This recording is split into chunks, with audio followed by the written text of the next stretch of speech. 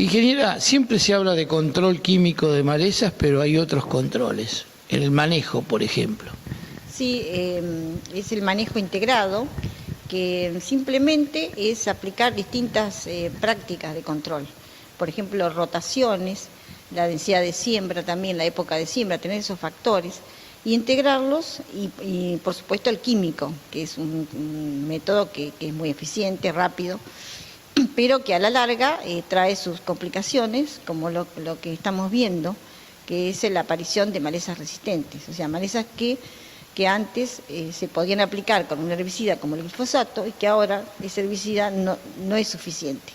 Hay que hacer otros manejos, lo cual produce un aumento de los costos al productor.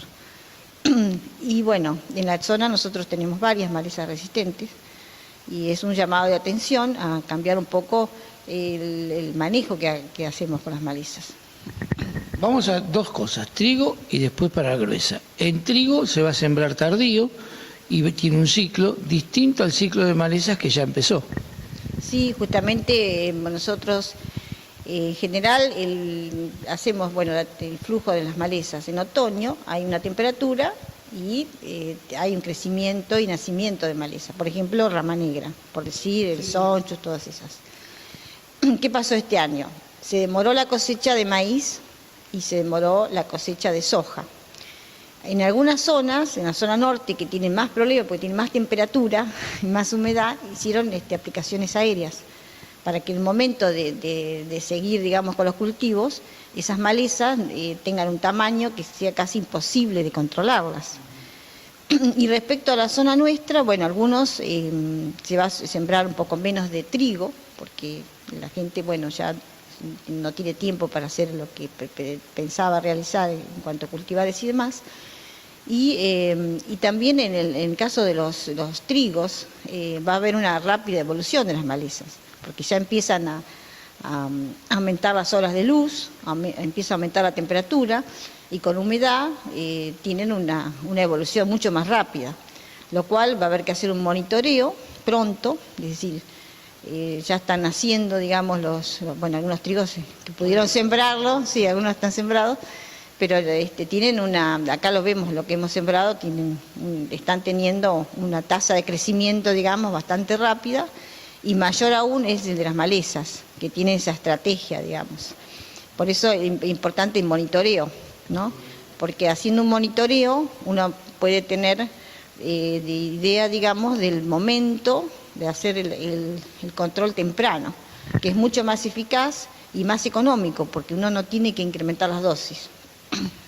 ¿Y es un año para la gruesa en la técnica del doble golpe?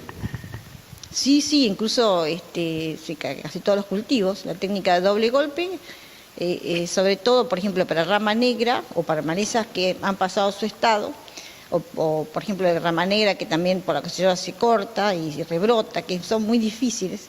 Entonces hay una técnica que consiste en aplicar un herbicida sistémico, glifosato, por ejemplo, con 2,4-D, y a los 15 días o menos hacer un herbicida de contacto, y con eso se elimina. Pero tenemos que tratar de no hacer ese manejo, porque eso implica 4 productos y eso es muy costoso.